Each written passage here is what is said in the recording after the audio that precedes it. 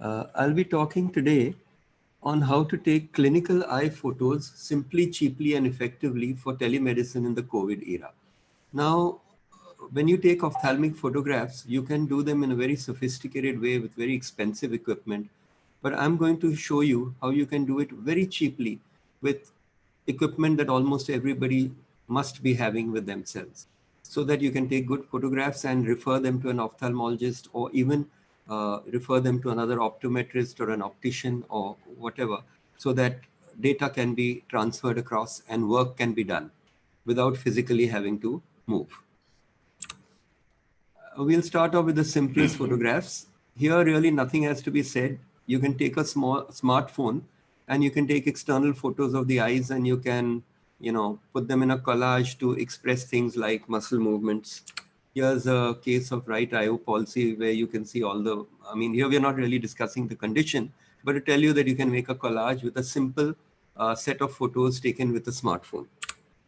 And you can also use a smartphone to take simple external pictures. But this may not always be of very high quality unless the smartphone is good. And these pictures, rather than the optometrist taking them, the optometrist may occasionally have to take them if he wants an ophthalmology opinion. But most of the time, you'd be wanting the patients to send you such pictures. So here you are somewhat limited by the quality of the phone. But if you as an optometrist have to take it, you can use a certain set of tricks to get better pictures. One of them is to use software that allows the light to be on even before the picture is taken, so that the camera has it easier to focus as well as to adjust the lighting. And we'll be talking a little later about one such program when we talk about indirect ophthalmic photography. But for the timing, I'll just drop it at saying that you should have the light on when you're taking the picture, rather than come on like a flash at the time of taking the picture. And if you have close-up lenses on your phone, some of these are available on Amazon and other sites, then also you can come a little closer and get pictures of the eye alone. Now, this is a slide which I'm going to spend a lot of time on. And this tells you that you can use pictures even to do measurements. Now, you all must have seen people like Flipkart and all, not Flipkart, Lenskart and all. They try to, sell you frames and stuff on the internet. But so far, they've been particularly, failing in getting the frames and the optical fitting done. Now, suppose you're an optometrist and you want a patient to send you a picture and then courier you the frames that he has, and then you want to fit them. So how would you do measurements on it? So this is a simple way that I'm going to show you by which you can take measurements from the picture. Now, what do you tell the patient to do, or the client to do? You tell him to take a picture with the frame on and with a simple ruler held on the forehead above the frame. That's it. That's all he does. He does that and sends you the picture. Now we'll switch across to another screen and I'll tell you how you would actually do it. Now here is a screen which shows you the same picture, and you see the ruler being held above. So this is opened up in PowerPoint. Now what do? You go in and pick up this line object. You draw a line between the two pupils, right? Now this can be drawn very accurately without any parallax. So it doesn't. Sorry to disturb, sir. Your screen is not visible. Oh yes, sorry, I have to share it again. Yes, sir. One second. And at the center of your screen, sir, we can see another window which is popping out in between. Okay, what I'll do is I'll just I'll stick to the original one only. Correct. One minute. I'll stick to the original. Okay, so we come back to this screen. Can you see this screen at least completely? Yes. Yeah. There's a blue thing that I put in to protect the patient's identity, so don't worry about that. Now, what you will do is, you can see this line. Here, I've picked it up and taken it aside, right? So what you do is you draw a line using the line object of PowerPoint. You center it from one pupil to the other, right? And then you can make it a little bit thicker if you want, using the PowerPoint, things. And then all you do is you pick up this line and you align it against the ruler, and measure. Did you follow what's being done? What you have done is you've drawn a line between the two pupils, and then you picked it up and matched it on the ruler. And on the ruler, you measure how many centimeters or millimeters this distance is. Now, what have you done? You very smartly eliminated all need to know what is the magnification factor in the original photograph. And if you want, you can blow this photograph up much further, because that line is ultimately going to be measured against the ruler, which will magnify as much as the original picture will, right? So you can use this picture to measure interpupillary distance. And that's not all. You could even measure other things on the frame, like the distance from the pupil to the bottom of the frame, or anything else, any measurements that you need to do on the frame to do fitting on either an automated or a semi-automated machine. And if you wanted, you could even blow this picture up a little bit more and match it to the frame once it comes in your hand, and mark the pupil directly on the frame. And then, use that to create a former. So whatever you want to do, you can do on this, and you can get a very accurate fit without having the patient physically close to you. Now, I know a lot of softwares available in the market that allow you to do this, but all those softwares will be with you. And what you need is the patient to send you something. So all the patient has to do is put a little ruler on his forehead, take a picture, send it to you, and you can do the measurements yourself in a program like PowerPoint or any other graphic program. Now we'll go back to the talk again, and we can also take pictures on the slit lamp. Now this is when the patient is with you and you want to take a picture and send it to an ophthalmologist. So you could take a picture on the slit lamp using diffuse illumination. Now, how do you take the picture with the slit lamp? Again, it's very simple. You just hold the phone in front of the eyepiece. Now, unfortunately, it's not as simple as just sticking the phone in front of the eyepiece. You'll even have to pull it back slightly and adjust it so that the field of view is correct. And this takes a little bit of practice. But once you have achieved the knack of getting the field on the phone, then this is a very easy and a very effective way to get very high quality pictures, as I will show you. In fact, some of these high quality pictures on the phone, they match or even sometimes exceed the pictures taken with very sophisticated photographic systems. This is how you do it, but this is of course with a small old camera, but you can do the same thing with a phone. Just hold it in front of the eyepiece. What did you say? No, actually, Dr. Natarajan sir has joined, so probably the voice was resounding it. So go ahead, sir. Okay. Please go ahead. Yeah, and another couple of tips is that of the methods that can be used on the slit lamp is diffuse illumination. Sorry, there's sound on that, but you can ignore that. There is a diffuser on every slit lamp, and that can be used to get pictures. But if you don't have a diffuser, you just put a little bit of tissue paper over the slit. And when you use this diffuser, can you just give us back, sir, diffuser nahi, and if we use a tissue paper, which is the location we put it on the slit? In the front of the mirror. Yeah, I'll show you. This is the mirror. You just cover the mirror with a tissue paper. All right. So that the light glare is not there. This is if you want an external picture, not a focused slit picture, but you want a broad overview with conjunctiva, everything. So the diffuser gives you a very broad beam of light, and either use the diffuser which is on the slit lamp or put a tissue paper over the mirror, right? And you can get pictures like this. If you want focal slit, of course, then you don't use the illuminator, and you can get slit pictures like this. Now, there'll be something I'll be telling you about slit pictures in a little while. Sir, just to come back again. So the camera is in front of the eyepiece ocular. Yes, that's right. Right. The camera is in front of the eyepiece ocular. Right. So now you can get slit pictures like this.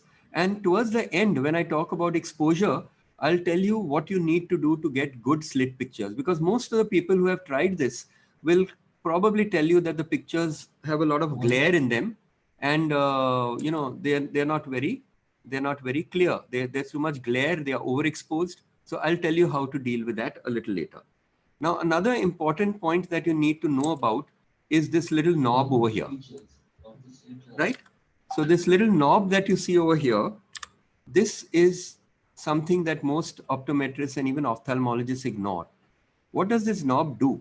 It allows you to decenter the slit beam and change its parfocality. Normally, the slit beam is parfocal with the observation. That means, in other words, the center of the slit and the center of the observation are exactly at the same point. Now, if you want to do a slit picture or you want to do an external picture, that's fine. So But what if you want to do, say, sclerotic scatter or transillumination, retroillumination? Now, in these cases, you want the slit at one point and the observation slightly offset from it. So you need to use this knob. If you do not know about this knob, then the chances are that you're using a slit lamp only to 1/5 of its potential for taking pictures. And you'll never get really good pictures. But if you understand about this knob, you can get exceptionally good pictures with great ease. Sir, So what sorry you to do- disturb once again. I think the slides are not coming again. The slides are not? Coming. Yeah, there is some, it's losing its screen and coming and going green. Sir, if you would just share back again. Okay, I'll do that. I'll do that. Now we can see you, sir. Very Okay. clear. Yeah. Okay, so now So this you is have an, put in the offsets, as you said. yeah, now here what has happened is I've loosened the knob and I've made the slit slightly on the left side. So it's on the sclera. So the sclera is illuminated. And as you know, in sclerotic scatter, the cornea acts like a fiber optic and light goes to the other sclera. And if there's any opacity in the cornea, it reflects off onto you. And you can see that slight dendritic ulcer and that little bit of epithelial haze, which you can see in this sclerotic scatter type of illumination. Now, this would be impossible if you didn't know about the knob, right? Because no matter what you would do, the slit would also always be on the center of the cornea where you're trying to focus. And of course, pictures like this would be impossible if you didn't know about the knob. Now, when you take the knob, you decenter the beam slightly, you hold the overall beam at say 2 or 3 degrees from your observation, and then you play around with it, you rock it a little, and at a certain point, you'll get this illumination. And if you do not decenter that knob, if you do not release that knob and rock the beam, you will never be able to get this sort of picture. It's a challenge. You can try your best, but you will never get this picture unless you decenter the beam. And if you decenter the beam, you'll find pictures like this are so easy. In fact, they are the easiest type because you don't need to make any exposure settings. You don't need to do anything. Just hold the phone on its normal auto setting and take a picture. And you will get these sort of pictures. Subject, of course, to the quality of your phone camera. And nowadays, most phones have pretty good cameras. The next type of illumination. Now, this is the next type of illumination, that's specular illumination. This is just a diagram to show you how it's done, which I don't think anybody is too interested in. And these are some specular photos. Now, it is very difficult to get a specular photograph because of the fact that the patient moves, it's at high magnification, and even a slight movement of the patient or the camera or the doctor holding it, even that slight change in the movement will blur the picture. So here you can cheat a little. What do I mean by cheat? You don't take a picture, you take a video. That means you take a video while you're doing specular illumination. Later on, you play that video in a player like VLC player and move it frame by frame. And when you get a good frame, you freeze it. And if your camera has 4K video, then you should be aware that 4K means a picture of nearly 8 megapixels, right? So you can get pretty good quality pictures even from the video if you have a 4K one, and you can get around 2 megapixel pictures even with HD quality recording. So specular pictures are very hard, almost impossible to get with the phone on photo mode, but you can definitely take a video and then pick up a good frame from the video later. And of course, you can use additional dyes to highlight things and take the pictures the same way with the phone in front of the eyepiece. And here's another beautiful way to cheat and get good pictures. You photograph off your TV screen. Now, this is a Hewitt's autorefractometer, which also has the option of taking retro illumination. It can demonstrate in retro illumination a cataract. So this is a posterior subcapsular cataract. You see it on the screen and you just take a picture of it with your cell phone. and it's ready to transmit. And now this part, I'm going to gloss over it because gonio-photos and fundus contact lens pictures on the slit lamp are very difficult unless you have a slit lamp adapter for the phone. Now, if you have a slit lamp adapter for the phone, then it's a little difficult for you to see what you're doing, but then you can at least take the picture.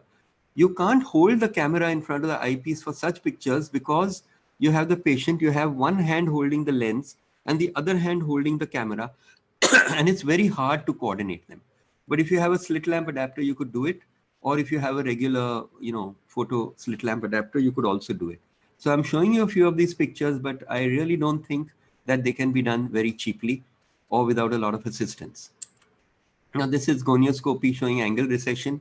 You could get these pictures if you had a very, very good assistant, with the assistant holding the lens and you holding the camera. But generally they need a more stable photographic system. And here's another picture of a fork quadrispheric lens showing a dislocated lens. But these pictures, as I said, are not easy. But you could get the same sort of effect by taking indirect ophthalmoscopic pictures with your phone very, very easily. And I'm going to come to that. So now this is actually the crux of the talk, because if you understand this, it really, so far, whatever I've told you, I believe most people are pretty much aware of it. People are also aware that you can do indirect ophthalmoscopic pictures with the mobile phone, but very few people can actually get a picture. And I'm going to tell you how to get it very easily. So we'll go into the step-by-step way of doing it. Now, the first reason why a normal person with a phone can't get indirect ophthalmoscopic pictures is because he can't see what he's doing. In most cameras, most Android cameras, the moment you take the photo, only then the flash comes on. That means, in other words, before taking the photo, you can't have the flash on. That means you can't see the indirect ophthalmoscopic picture. You could do a video. And in fact, some people do that. They take a video and then they capture a frame from the video. But you could get a much higher quality picture if you actually took a single photo. So how do you do it? The first step is you download an app. Now, I like this app, but there must be other apps also. The only purpose of this app is to allow you to keep your light on when you're doing the photographs. That's it. So any app that allows you to do that will be good. But this app not only allows you to do that, but it maintains the quality of the picture. So I like it a lot. So you download this. And now when you open the screen, you'll see a lot of settings. Now, if you look down where the arrow points, you'll see a setting which tells you the flash is off. Now you press that 2-3 times, and now you will get this where the green arrow points. And that tells you that the light is on. And if you look at the front of the phone, you'll find the light will now be on. And it'll remain on till you press this button to shut it. Okay? And the second thing you will do is, if you see that little thing out there saying EV, now all phones have this option of increasing or decreasing the exposure. Now, why do you require this? Because the camera normally auto exposes. But if you want to deviate from the auto exposure, this is the only way you can do it in most phones. So you would, for indirect ophthalmoscopic setting photos, take a EV of 1. Sometimes you might even go to -2 if you want to photograph the optic disc. And why you would do that, again, we will see in a later slide. But for right now, you just take it as a, that's what you have to do. So first you switch on the light. Second is you move to EV -2. Now, how do you move that? You press on the exposure, you go to -2 and you set it. Now you're all ready to take pictures.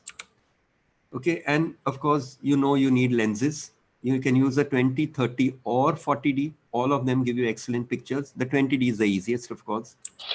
And this is the standard lens. This is a little diagram that tells you how you're going to do it. It's a schematic of the thing. So you use a lens. You have a beam of light coming from your phone. You remember you switch the phone on. So now the light is going in. And on the right side is your eye. You're looking at the phone and seeing the picture. And on the extreme right, you see what you would see in the phone when you're doing indirect ophthalmoscopy. Okay, now we'll also look at one more diagram. And you don't have to really go into this in detail, but you just got to understand 2 points.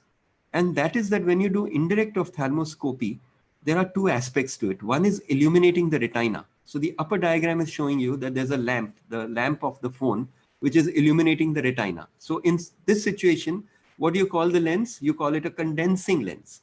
Now the lower one tells you the situation when you're taking a picture.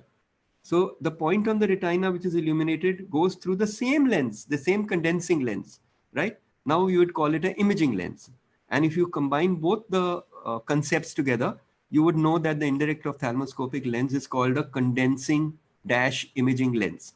That means it's used for illuminating the fundus. It's also used for creating the picture. And the picture is in the air, and then it is seen by you or photographed by you. Now, your camera is not only illuminating the fundus, it's also picking up that image in the air and photographing it. And here we'll show you how you would be doing it. This is a video, so it may be a bit jerky because we are on Zoom, but let's see. So you get the red glow, then you move the lens towards you, and then you get a picture of the fundus. Now you could get this only because the light was on all the time, right? If the light wasn't on all the time, you wouldn't be able to see this picture. And once you see a nice picture, you can take a shot by pressing the photograph button. And this again is a little, further off view showing you the same thing. You get a view of the fundus. When you like it, you take a picture. Now, one little tip I'll tell you is that the patient should ideally be sitting and you should be standing so that your phone is angled down towards the patient. That is so that you can hold the phone with one hand and press the button also with the same hand, right? If the patient is directly in front of you or above you, then the phone will keep falling back on you and you won't be able to take the picture. And if you remember, I told you you can use a 20D or a 40D. The 40D gives you a much bigger field of view. The 20D gives you a bit bigger magnification. Now, we will again analyze the same set of concepts, but from a little different angle. And that is that how do you get the exposure right? When you're taking any picture, how do you get the exposure right? You have to understand one concept, and that is the camera's auto exposure meter. It assumes that the picture that you're going to photograph averages out to mid-gray. Now, if that is truly the situation, then your picture will be automatically okay. Like when you're using a diffuser, you're photographing the entire eye. And in this case, all the pixels would add up to mid-gray. So you have to do nothing, just follow the camera's auto exposure meter. But what happens when you see a picture like on the right? Now here you have an indirect ophthalmoscopic picture, which is what you're interested in, but you have a large area of black.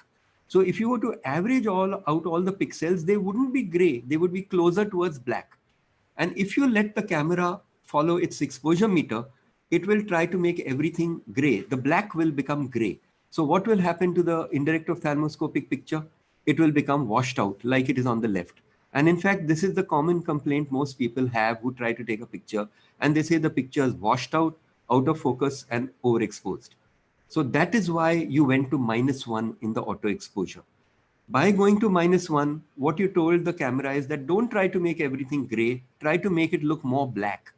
Now, since the scene is actually black, by telling the camera to go -1 or even -2, you make the scene render closer to black, which means the central area of interest renders accurately.